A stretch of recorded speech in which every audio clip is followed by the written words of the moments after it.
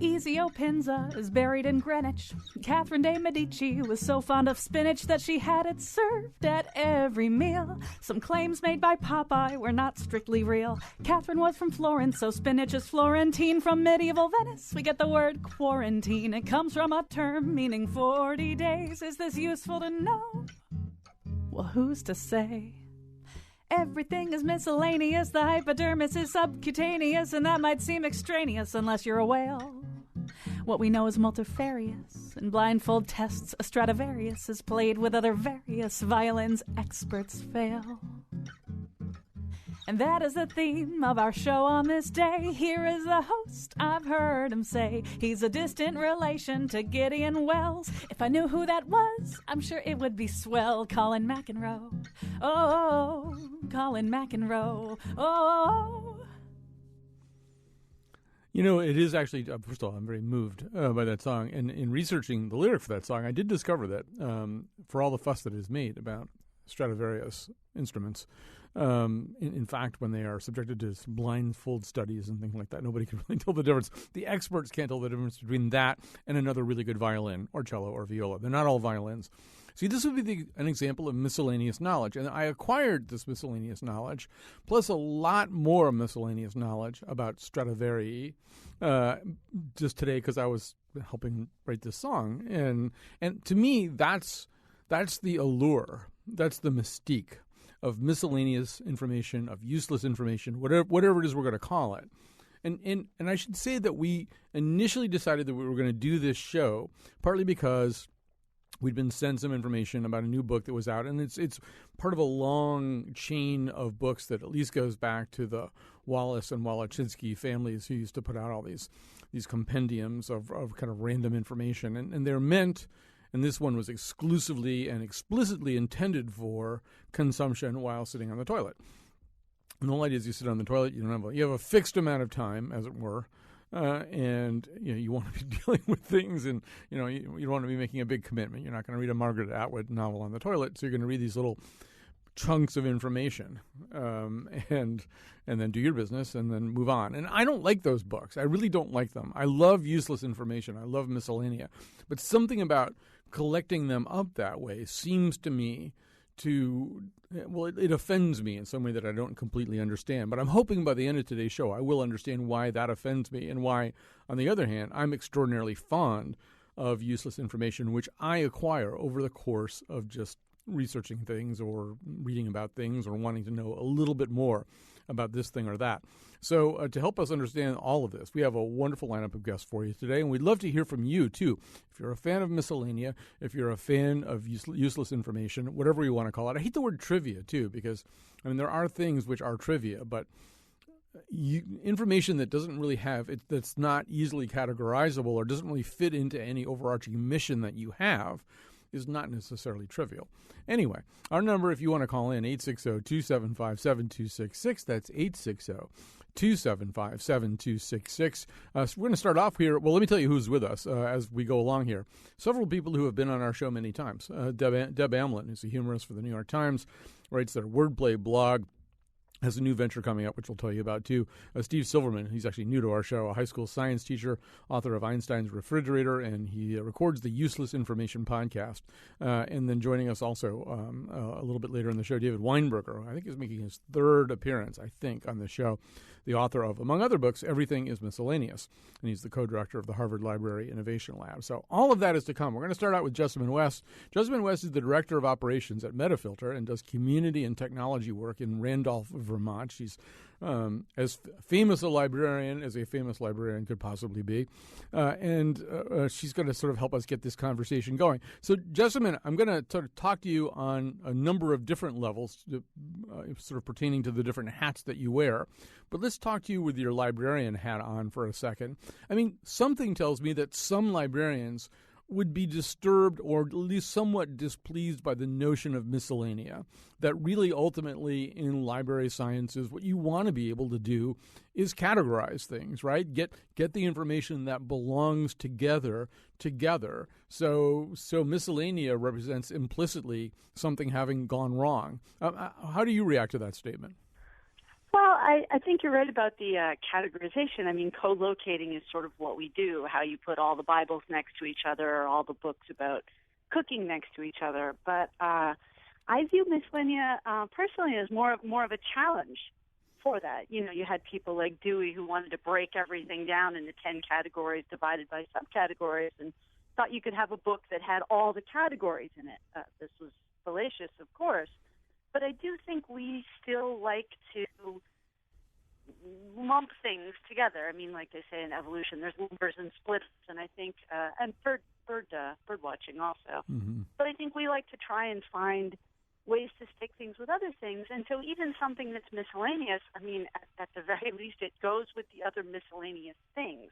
I think that's why a lot of us like, I don't know if I speak for everybody, but like the trivia heading, because that's where all those little odds and ends and bits and baubles can all go together and be with their kind, I guess.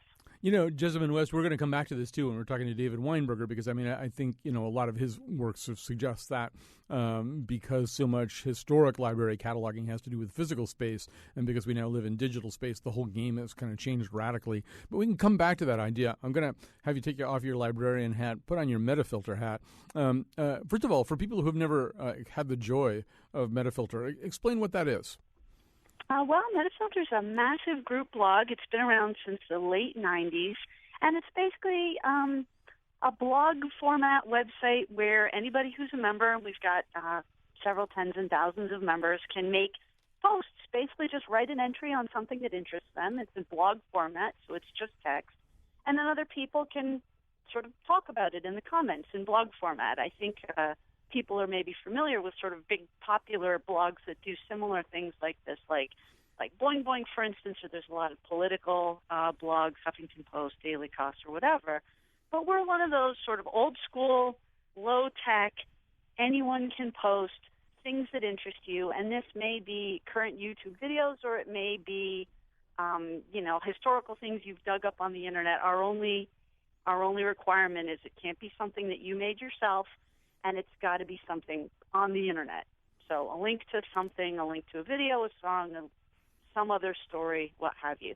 We have a big Q&A part of the site, too, where people can ask and answer questions. That's slightly different than I think Metafilter's original goal, which was let's find a way to share neat stuff on the internet that we find with each other and then talk about it.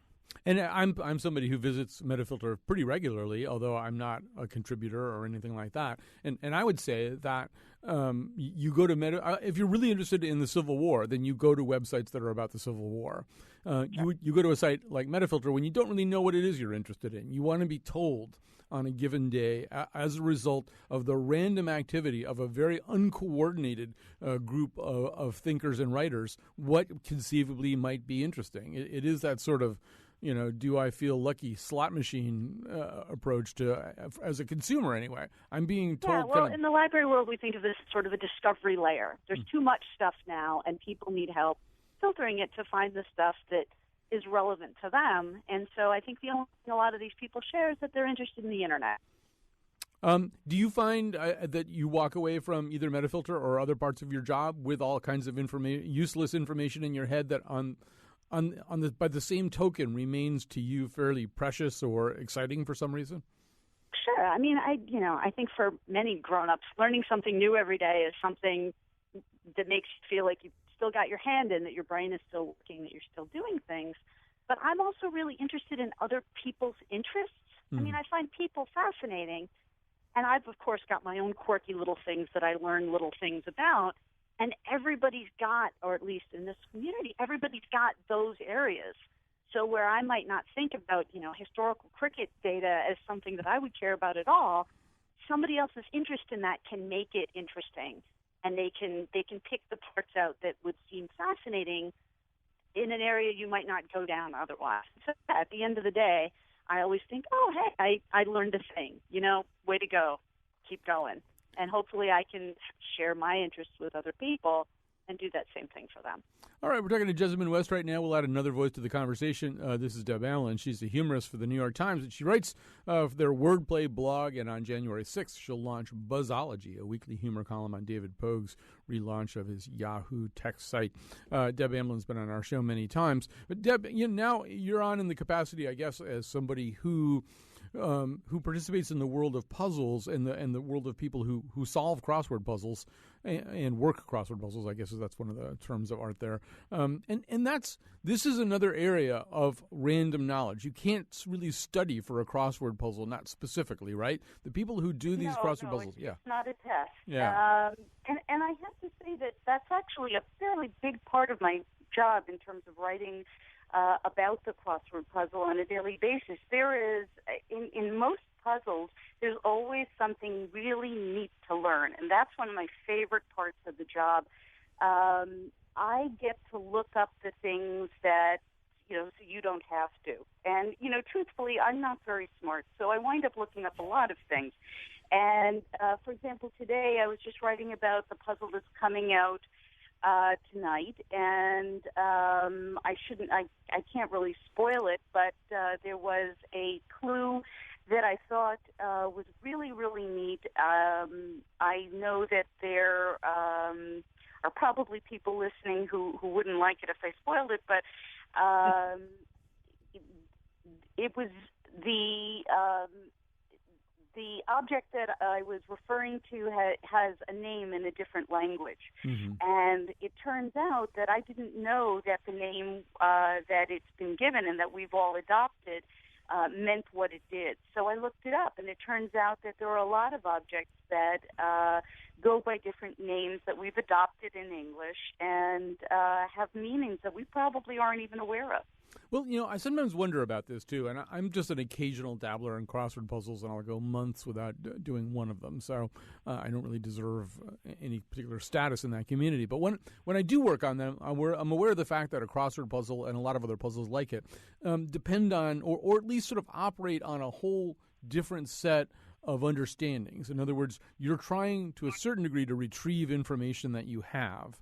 And then to a certain degree, you're also encountering information that you don't have and trying to make some sense of it. And do you think, one of the prejudices, one of the perhaps unfair stereotypes against crossword puzzle doers, one hears, well, they don't really know that much more than anybody else. They just sort of know things. They know about Mel Ott because it's, 3 letters, that kind of thing. Respond to that. Well, I think of my brain as a very big Tetris game. And I think that every time I try to stuff a new piece of information, another piece of information falls out. So what I probably knew a few years ago, I probably have done a huge brain dump on because I had to remember that Mel Ott was a baseball player that appears in crossword puzzles a lot. And everybody has a different degree of that. I had to learn that the Big Dipper is part of the Ursa Major because of crossword puzzles. There's a whole bunch of miscellanea and stuff that comes up that some people know and some people don't. And I think that the tough part that I think someone like Will Shortz, who edits the puzzle, has is trying to make sure that the clues and the entries and stuff, that there's something in it for everybody, because otherwise people don't stand a chance of solving the puzzle. And, ultimately we want them to be able to do that. A crossword puzzle is a bunch of random information that then produces a kind of order. And crossword puzzles frequently, are themed and have other ways of kind of suggesting order. But I'm going to go back to Jessamine West for a second here, and I'm going to talk about an experience that I had, and I think I sent you a blog post that I wrote about it, because I think it sort of fits into this sort of the other kind of order. And I feel that those of us who are kind of compulsive researchers and people who, if we get interested in something, want to read lots of little bits and pieces of information about it, there's often this sense, as we're doing it, of incipient order, that if we just knew enough, if we could just find 5 more pieces of information, we could really connect a lot of dots. We would understand, all the connections among 20 different fairly disparate historical figures. Or do you have that same reaction, or do people seeking your help as a librarian or in any of your other capacities exhibit that sort of belief that random information is always on the verge of coalescing into something more whole? Well, I the brain's job in some ways to sort of make patterns out of things, and that helps you see a random collection of sort of light impacting on your retina as a line or an edge or a this, that, or the other. And I think we can see that to extremes in people that, grapple with mental illness or that take recreational drugs. Suddenly you see a whole bunch of things there that weren't there before. Mm-hmm. And so that's one end. And then on the other end, there's just a pleasing sense to many people of order, patterns, and finding ways of grouping things. I mean, you're talking about crossword puzzles, which I'm really into, but I'm also really into Scrabble, like that tight, restricted, only certain rules, and then you've got to make the best you can of what's inside of it. I think the researching, especially when it's going to a specific end, when you want to compile information that goes to one thing. For you, it's your shows, your blog posts, and other things that you learn about. It's a natural thing that the brain does, and it can give us a sense of completion. I think we also see this in sort of the endless lists of the Internet, the 10 best thises or the 25 best that's or the 50 best these of 2013. People like to be able to complete the crossword puzzle, get all the way to the end, feel like they've got a set, for example. And I do think that's natural, normal, and it makes us happy. But I think part of it does come from an urge in the brain that has nothing to do with what the information is, but just the fact that we really like to assemble and order things because it helps us understand things, our brains, ourselves, that kind of thing. I guess I'm going to go back to you, Deb Amelin, for a second and just say I'm sort of wondering about our status as thinking sentient beings, those of us who have a fondness for miscellaneous or uncategorizable information. Right. And I mean, I was at a brunch yesterday, and there was a guy there I know. His name is Matt Warschauer. He's a historian. He's an expert in particular in Connecticut during the Civil War. He got involved when Joe Courtney and Tony Kushner were having a fight about a detail in Lincoln. But he knows a lot about this one thing, and it is sort of Irving Berlin's fox and hedgehog thing. He's a hedgehog. He knows a lot about it. But I think also he retains a lot about it because he's only trying to learn about this thing. I mean, Matt has lots of other interests, but the thing he knows about, I think he retains a lot of information. And I wonder about people like you and me, and maybe also Jessamine. I wonder if we keep as much information in our head because it's not all about one thing, so it kind of doesn't have little friends to cling to. I mean, it may get washed away more easily. I think you're right about that, which is why I tend to forget so much. But the nice thing about that is that there's always so much more to learn. One of my favorite, you had been talking about Metafilter and Boing Boing. One of my favorite websites about things like this in trivia is called Twisted Sifter. And every day it really is like a slot machine. You sort of pull the handle and you get all these really neat things that you had no idea about. Micro house building and why Iceland is apparently an abstract painting. I mean, really weird stuff that doesn't fit anywhere but is really cool to learn. And I think also people like to appear knowledgeable. So when you have a website like this, they make it very easy to share it in social media so that you can say, hey, look, isn't this neat? I mean, and I know about it, and now you can know about it too.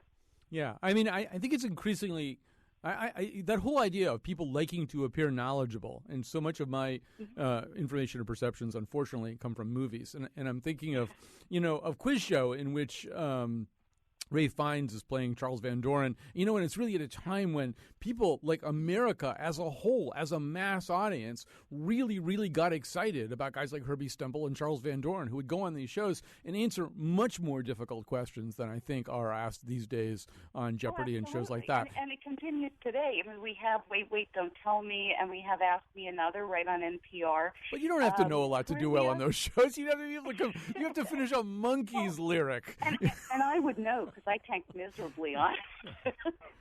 But I have to say, it's a lot of fun. It's really nerve-wracking when you're up there.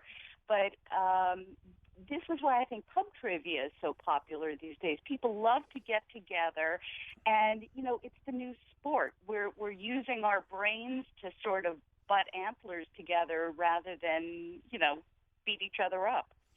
We're talking to Deb Amlin right now about this. So Jessamine West, I'm going to go back to you. I'm going to go cite another movie reference here.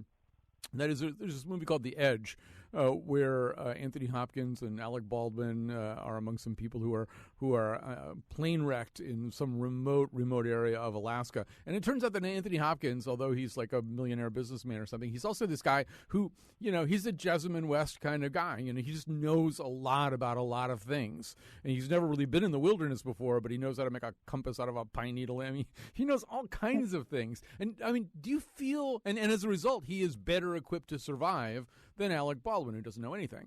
And do you feel that way? Do you feel like knowing a lot of diverse information is ultimately as useful as immersing yourself in one thing? Is it as useful to be a fox as it is to be a hedgehog? Well, I think society needs both, right? I mean, I think it's good to know a lot about a lot of things because you never know what you're going to need in any particular circumstance. But I think you've got a fairly good idea that survival skills are going to be really useful in a way that maybe baseball statistics wouldn't be. And I of course, caveat that with, the social skills of knowing, of having and sharing information are huge. But I do think people know sort of what's important and what's not important. But I think, just like society needs people who sort of travel and go away and come back and tell you about those places, society also needs people who stay in one place and who build sort of that community. I think, I hate for the answer to be like, well, it depends. But at the end of the day, I think you need lots of both sorts of people. And one of the weird things about being a librarian in this century is I feel like I know less also, and partly that's because I've shifted from just knowing things, just having lists of facts at my disposal, to knowing where to find things. I mean, with a smartphone in your pocket, if you can look a thing up, you may not want to store that thing in your brain if you're not going to need it, at least if you're going to be somewhere with cell service. And I've shifted sort of my inside my brain categorization to account for that. But I think in some ways many of us know less because we know where to find the thing that we remember we knew, but maybe don't have it quite at our fingertips, which isn't a lot of help if you're in a plane crash in Alaska. Right. Although I think, first of all, that's a perfect shift into our next segment with David Weinberger. That's exactly where we need to go. I think I'd rather be in the Alaskan wilderness with you than with Neil deGrasse Tyson because, I mean, he's really, really smart, but, anything that's not at least 100 miles above the Earth's surface, he's not going to know that much about. Whereas there's a good chance you might know something that would get us out. All right, even if you couldn't look it up. All right, we're going to just grab one quick call. Oh, no, we're going to take a break. I hear break music. We'll take a break. We'll get to the calls. John from Kensington, Gloria from West Hartford. Just hang in there with us. Thanks to Deb Amlin. Jessamine's staying. David Weinberger's coming. I feel like I'm an air traffic controller here. The guy in our class used to crack us up.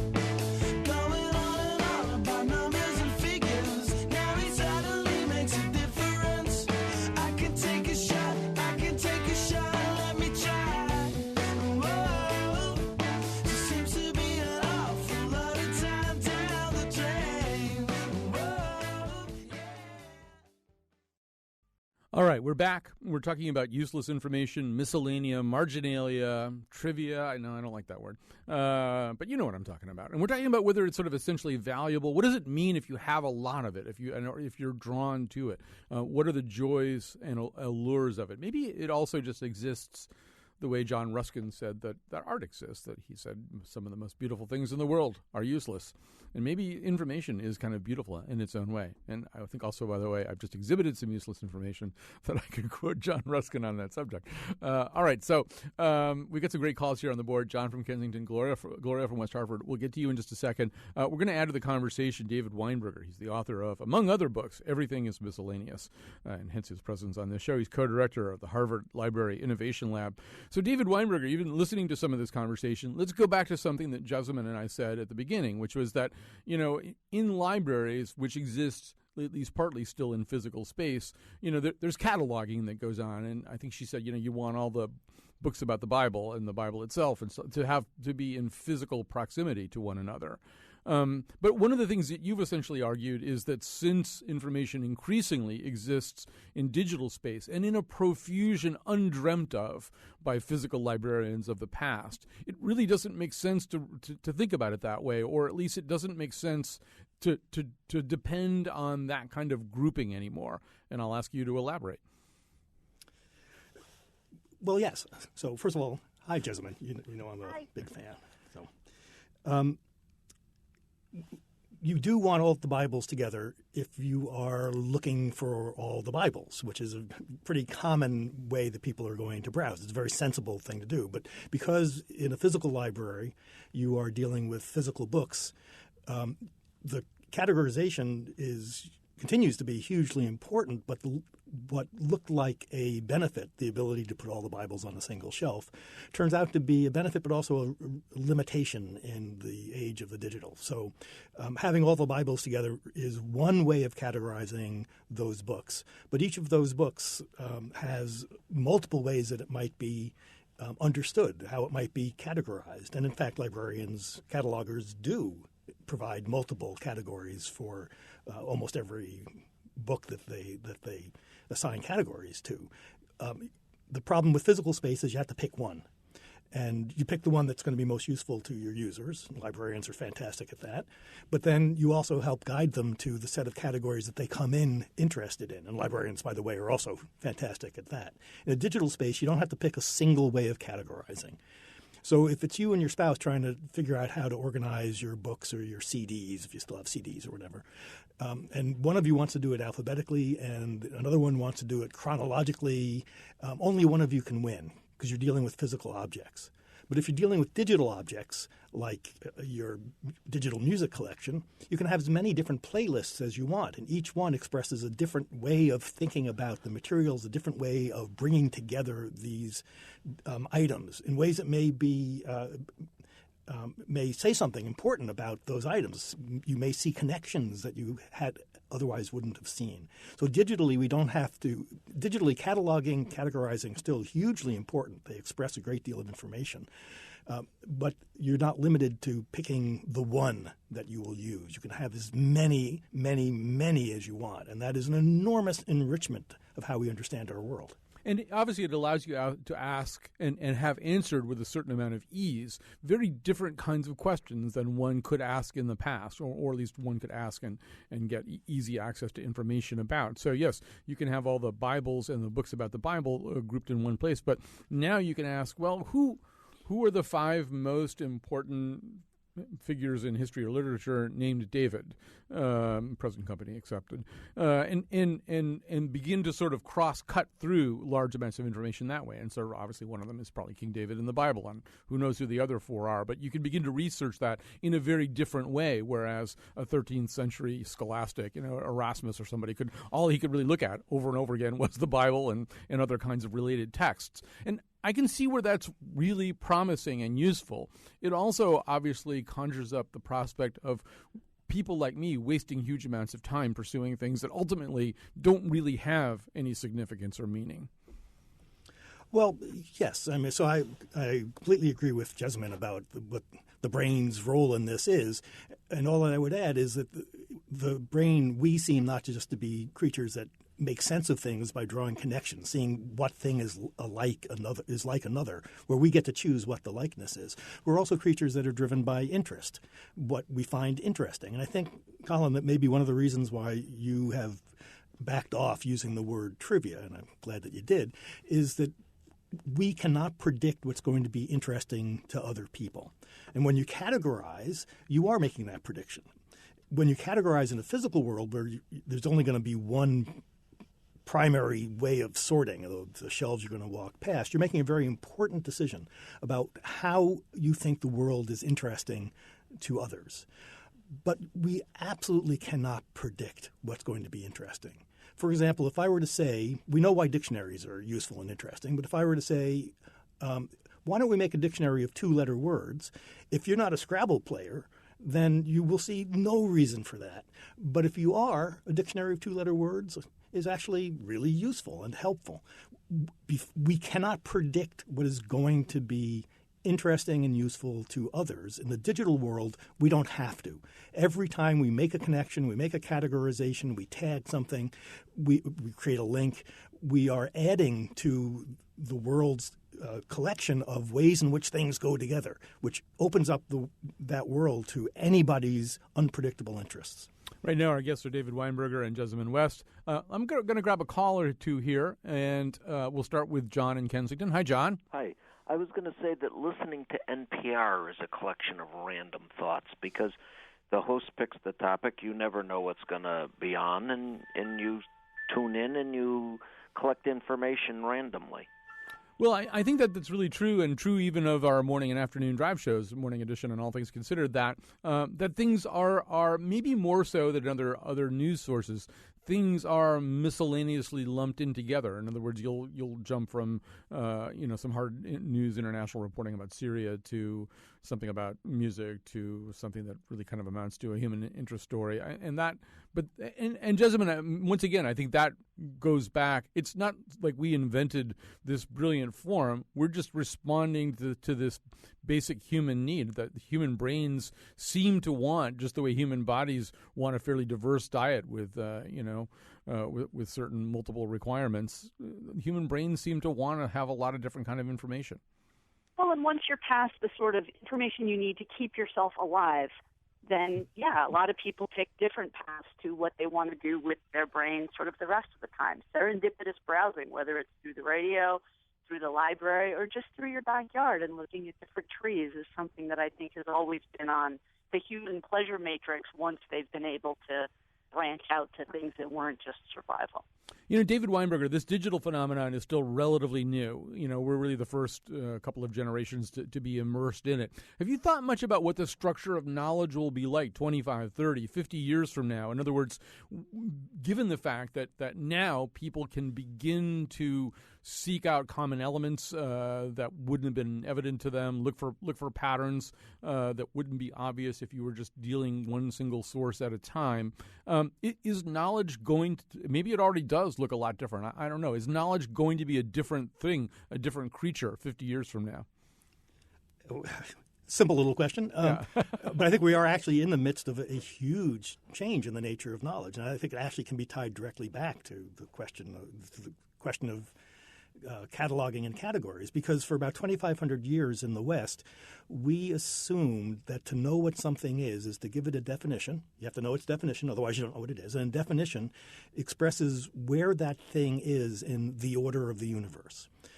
These concepts in the past 100 years have gotten a little more foreign, but this was the dominant idea in our culture, that to know what something is to know its place, its single place in the order. Everything had one place, and so we'd have arguments about what was essential about a thing and what wasn't. This expresses exactly the limitation that the physical world imposes upon us. So you have to decide where you're going to put the book if you're shelving it as a librarian, what category, what shelf you're going to put it on. It can only go in one place. And we've imported that limitation that everything has a single place in this order into the world of ideas. And we formed our notion of knowledge from that. And over the past 100 years, and especially in the past 20 years, we're seeing this enormous break where we don't think that there is a single order of the universe that's been carved in stone, so to speak.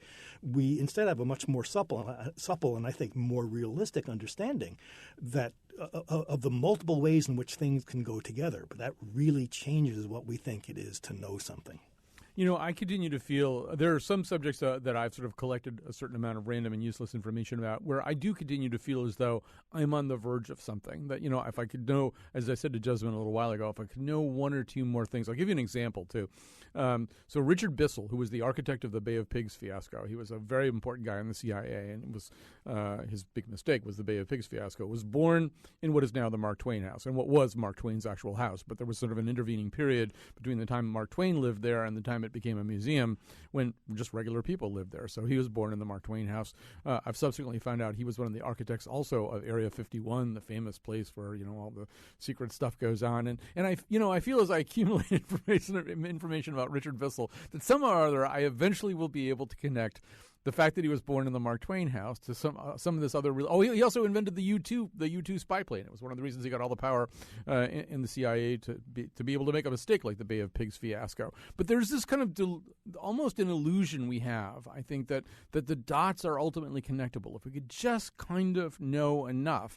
And we now live in an environment where we can pursue that kind of information, where we can maybe even find out whether there's some connection between seemingly unconnected things. And David Weinberger, I'm babbling, first of all, and I apologize for that. But second of all, in some ways, that's not that different from what scholastic activity has been like for centuries and centuries, right? I mean, every great scholar is looking for connections. Is it just that it could happen at a much higher speed now? I think in your book you talk about how the Library of Congress gets 7,000 books a day, but the web gets 75 million pages loaded up to it. Well, finding patterns does seem to be something that is deeply enjoyable to people, and maybe it's in our genes. So when a pattern emerges, it makes us happy. We like that. The problem is that all dots can always be connected. Mm-hmm. They don't always make sense, but you can always connect dots.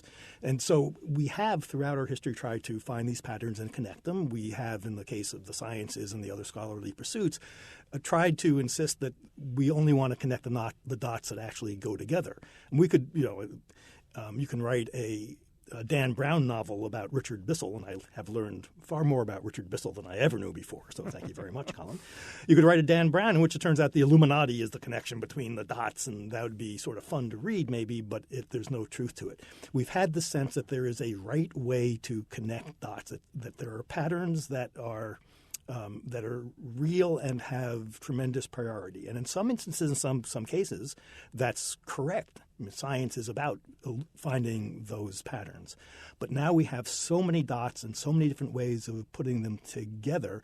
Some of them we do simply for enjoyment, and some we make truth claims about. And it's really important to be clear about what you are doing when you're doing it. Well, and I mean, I think the lesson of this, one of the object lessons of this in modern history is the Kennedy assassination, where, in fact, there was this national desire to know what happened. So what was brought to bear on the question was every bit of information in forensic technology that could be found, every possibility of evidence gathering that could be found, data analysis. I mean, really, the best we had at that moment. And the profusion of information actually, I think, at a certain point became a problem in the way that you're suggesting, David Weinberger, in the way that you're suggesting that if you have enough information, you can construct multiple mutually exclusive scenarios that use certain numbers of. Just if you have enough facts, you can make up a scenario that makes a certain amount of sense, but isn't actually true. Yeah, so I'm very positive. Comes in too, right? Say that again, Jessamine. Find ways of testing hypotheses in ways that we all sort of agree can get you to conclusions that people tend to agree on, the scientific method, as opposed to the, here's a bunch of dots I connected, what do you think? I've got a web page. David, what were you going to say? First of all, that's completely agree, and it's it's very important to keep that in mind, that we have some disciplines that have well-established ways of making connections and verifying them. But I think I'm very positive and optimistic about this flowering of connectivity of the miscellaneous, the multiple ways of reading the miscellaneous. But one of the things that worries me a great deal is that I think that the Internet has provided empirical evidence that even though there are ways of – science is generally right. Science is a good thing to do, and we should believe it for scientific matters. The Internet shows us that we simply are, as a set of world cultures, we are not going to agree.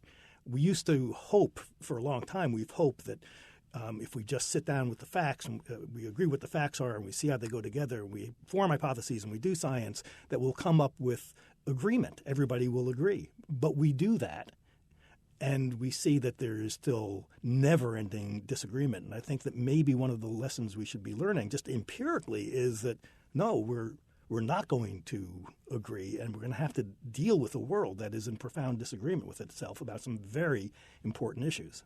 And this is like a whole other conversation, and I'm already getting the sign to wrap up this segment, so I shouldn't bring it up. But maybe in a minute or two we can just deal with this. In some ways, one of the testing grounds for a lot of this is Wikipedia, because in Wikipedia, because knowledge is iterative in Wikipedia. One person can replace another person's knowledge with their knowledge, and there's this sort of utopian hope that it will average out correctly, that ultimately things that are true which will prevail under these circumstances. But to me, that's still kind of in the testing phase, that we can arrive at knowledge that way, that by everybody's best efforts, we can come up with a better knowledge model. But David, I know this is something you look at a lot more than I do, so I'll let you have the last word about it. Well, so I love Wikipedia. I find it incredibly useful. It does fill me with hope. Nevertheless, it succeeds at what it does rather spectacularly because, first of all, it has a set of rules that it has worked out very carefully for a process, much like, in some ways, like the scientific process, a process for resolving disputes. And it has a hidden agreement. People who thoroughly disagree with Wikipedia and what its approach, they don't participate. Creationists don't participate. And so we do end up with a good page, thankfully, at Wikipedia on evolution, but it has implicitly excluded from participation people who profoundly agree with it. So there's sort of a hidden sameness that allows Wikipedia to come to agreement on so many pages. All right, that's a whole conversation for another day. I want to teach a whole course on Wikipedia. I'm trying to talk Trinity College into letting me do it. We have to take a little break here. We want to thank David Weinberger very much. Jessamine West is going to stay with us as we get ready to talk to Steve Silverman, who's a high school science teacher, author of Einstein's Refrigerator. He records the Useless Information podcast.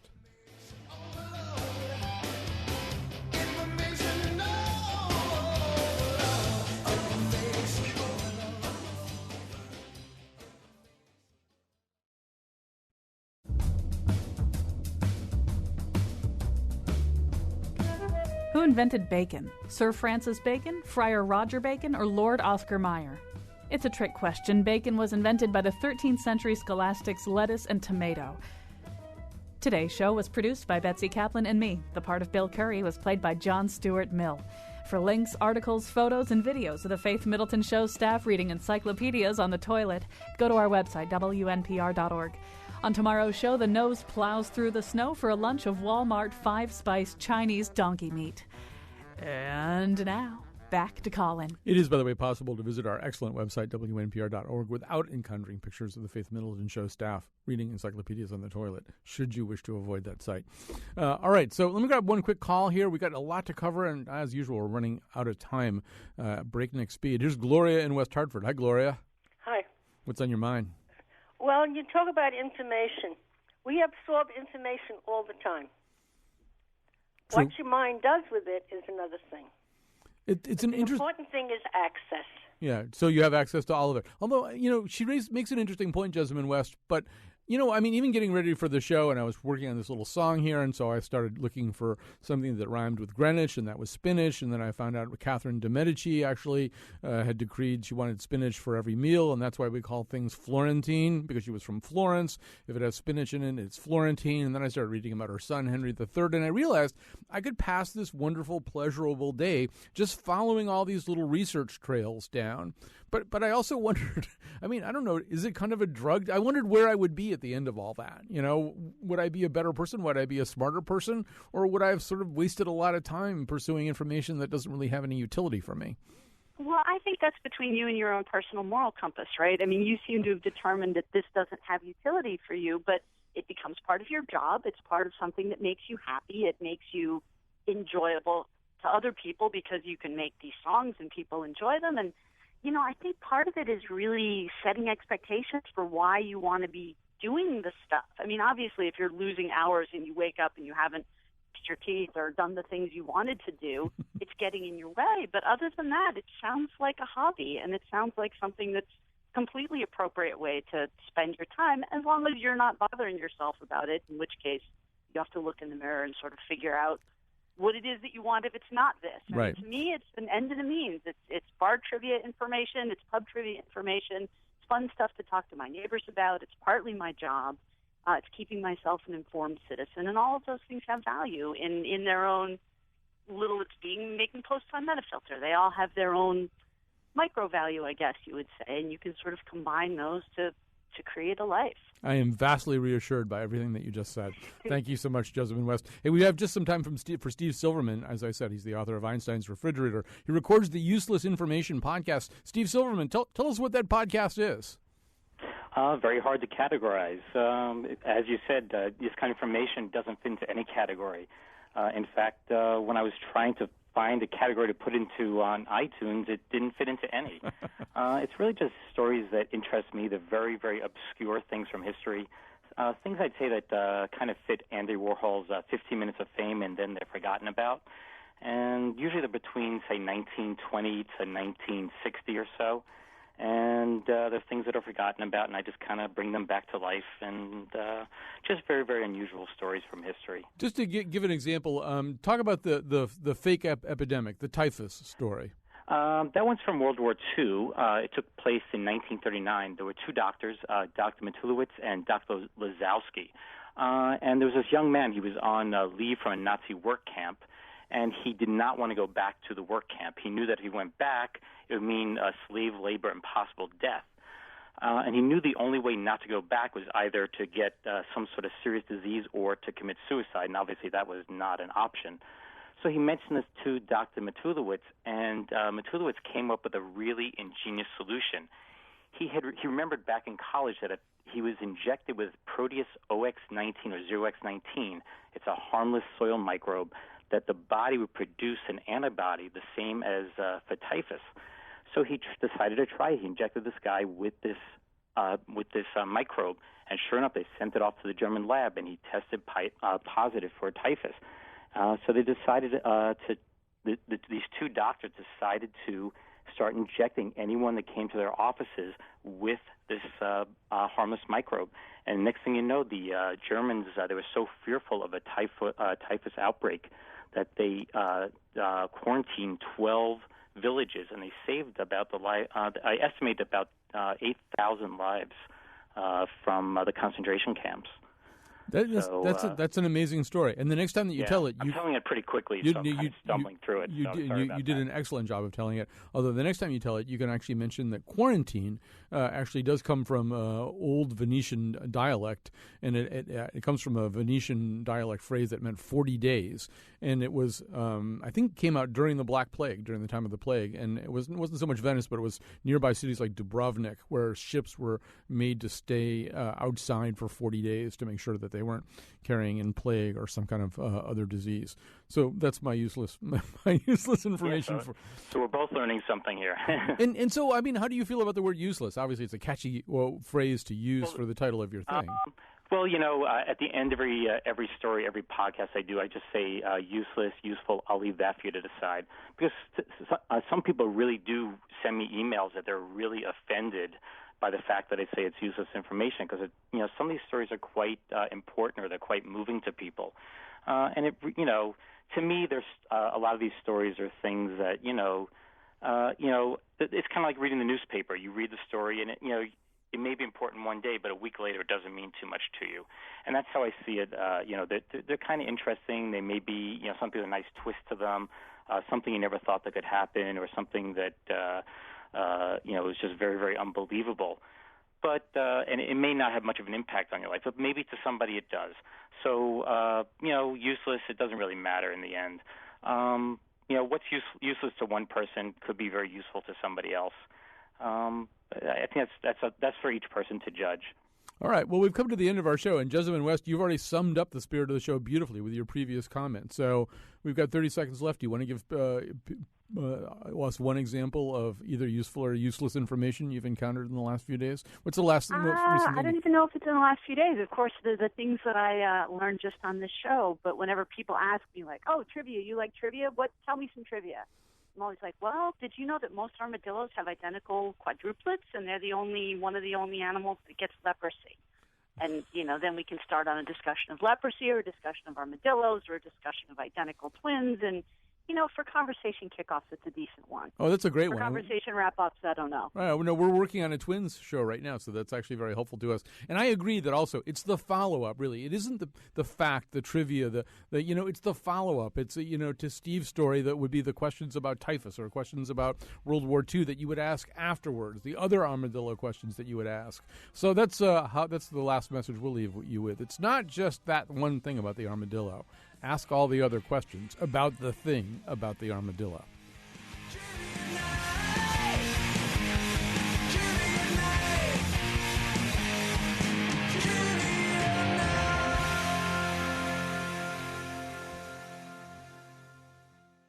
I'm Kyone Wolf. Did you know the word facetious contains all 5 vowels in alphabetical order?